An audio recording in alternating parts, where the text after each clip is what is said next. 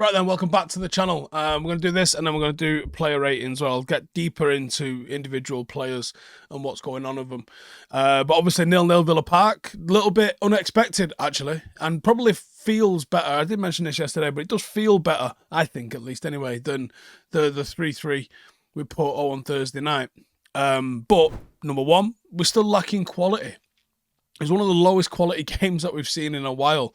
Wasn't a lot of patterns of play from both sides. There wasn't a lot of individual magic from either side. Both teams kind of lacked intensity and arguably a little bit of class in the final third. It was the lowest combined XG generated in a Premier League game in 2 seasons. 2 teams that brought a spoon to a knife fight. So it's a tough watch. And those games make it really fucking hard to analyse. But yeah, it was a little bit of a snooze fest, wasn't it, if we're being honest? But there's a lot that comes out of that and a lot that sort of gets extrapolated from that. That's going to be really important.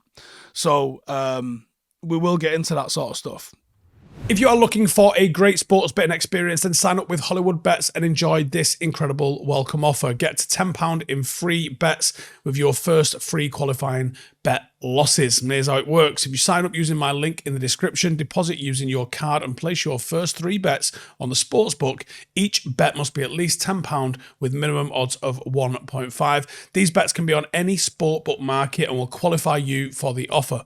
For each of your first 3 bets that you lose, you'll receive a £10 free bet up to £30 in free bets. And your free bets are valid for multiples as well as at least 3 events where each leg has minimum odds of 1.4. The total odds for the bet must be at least 3.0. Listen, there's more. If you place at least 2 qualifying bets, you'll also get 20 free spins on a slot game, John Hunter and a Book of Tut respin. To claim the offer, just make sure that you place your qualifying bets within 3 days of signing up to Hollywoodbets. For full terms and conditions, check the link in the description. Remember, you must be 18 or older to register, and always gamble responsibly. If you need support, visit gambleaware.org. Number 2, Jonny Evans. I don't know what to say. I don't know what to say about Jonny Evans. Throwback player that knows what it means to play for Manchester United. He was the best player on the pitch yesterday, and I fucking love him. He won 11 out of 12 of his duels. He played aggressive and physical against a team that's very aggressive and very physical, and a man of his age might have got found out, but it wasn't the case. He was as composed and as classy in possession as you would have always expected him to be. And it's a joke that him and Christian Eriksen came on a free. When you think of the money that we've wasted, like genuinely, the money that's been wasted by Manchester United in the last decade, and you just think 2 signings that have just been sensational for us, back end of their careers, were free transfers. And do you know what? I'd even throw Zlatan Ibrahimovic in that as well, because he was fine while he was here. And he could have played a couple more years even. Zlatan's the sort of player where you go, if we'd have signed him at 30, people would have said he was past his best then, and he played another 10 years. And he was fucking effective for them 10 years as well. I think it's worth saying. Age is but a number when you've got the class and the brain. And that's why Christian Eriksen and Jonny Evans look as good as they do. Now, I think playing them 6, 7, 8, 9, 10 games on the spin is mental. But I absolutely think that they can play once a week for Manchester United and be very, very good for us. Number 3, what's going on with the guy? So we sign a player, a midfield holder, a bit of a linchpin, someone that we expect is probably going to have a big say in stopping this game of basketball that we've just witnessed for the last 12 months. And although actually we haven't really seen that game of basketball over the last 12 months because I think our shape and control has been better. It's one of the few things that we can actually say has improved for United this year, is our shape and our control. And we have been not allowing as many shots as we did last season, by half at least. Is the requirement for an Ugarte-style player not quite as prevalent as it was at the end of last season? Is that why he finds himself out of the team? Is he just not fit, and is that why he's not throwing him in there? You're seeing Christian Eriksen given back-to-back 90s. Seems to be very much preferred over Ugarte. Was he a signing that Ten Hag favoured, or was this a signing that the football board wanted? And is that, let alone the results that we find ourselves in, is that potentially an area of friction that Ten Hag will find himself in with Ineos if he's unwilling to play the players that they're signing for him?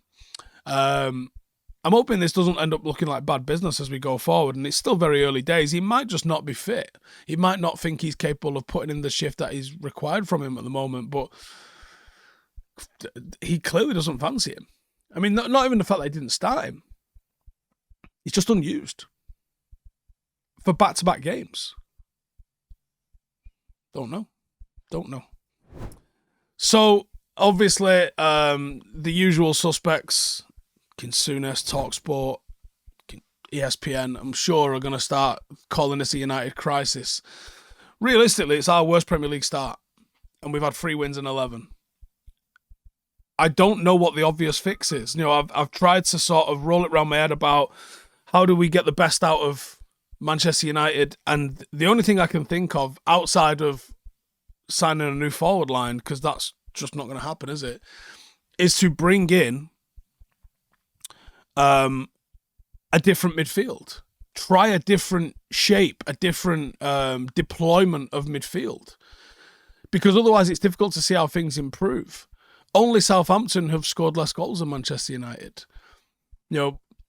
What's the fallout of that game going to be? Okay, like we said, 2 wins, probably safe. 2 losses, definitely gone. Maybe not even, but it felt like it would have been. 2 draws,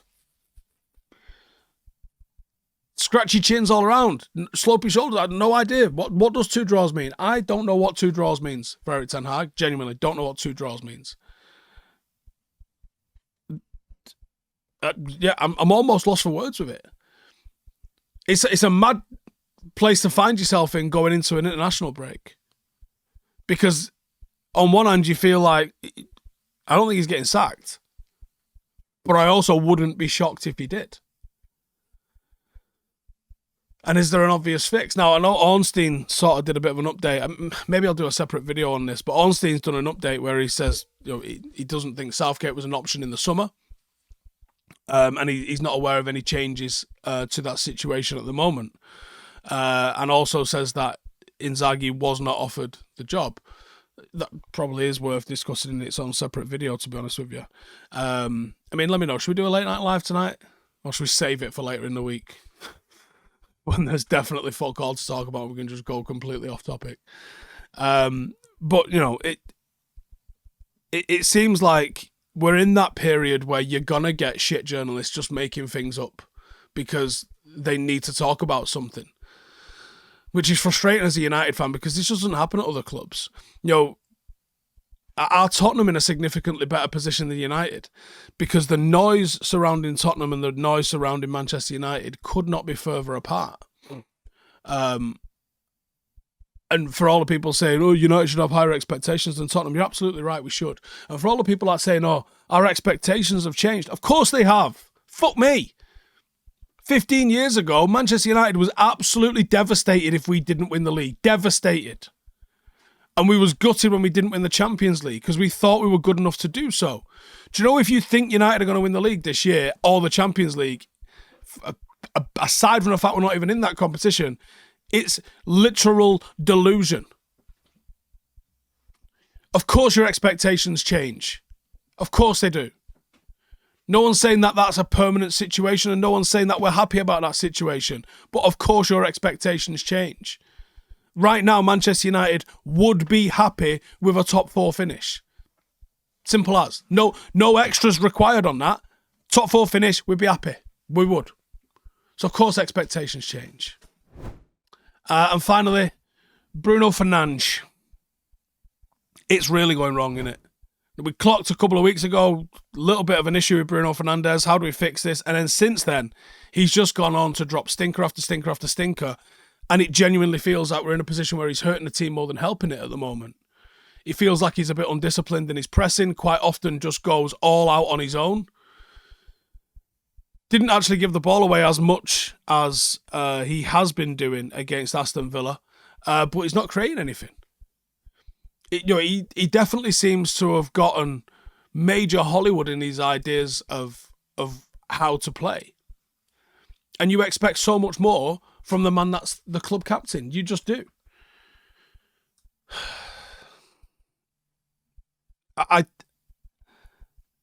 The only thing I can think that makes sense at the moment is to give Christian Eriksen the keys to the creation and try others in midfield. I wouldn't mind. I mean, I think Casemiro's looked all right recently in these little cameos that we've had from him. Casemiro literally created more chances when he came on for 5 minutes than Bruno did in the game.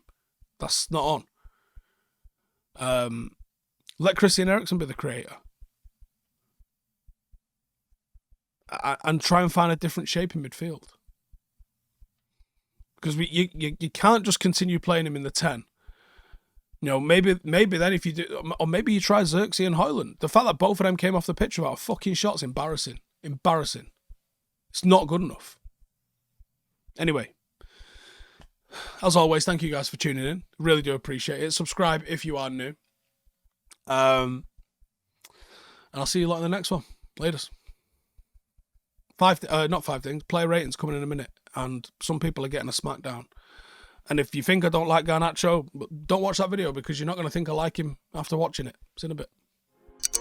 Hey, thank you for watching the video. If you are new around these parts, then don't forget to subscribe. My channel is proudly supported by my community on Patreon. If you'd like to get a little bit of extra content, a Discord group, meetups, five-a-side games, weekly podcasts, behind the scenes, and even an occasional bit of transfer news as and when I get it, then for the price of a pint, you can show your appreciation for the content that we make and get some goodies for doing so as well. Check the link in the description or click the button right here. You'll also find all of my socials here too if you want to follow me on any of those platforms. Nice one.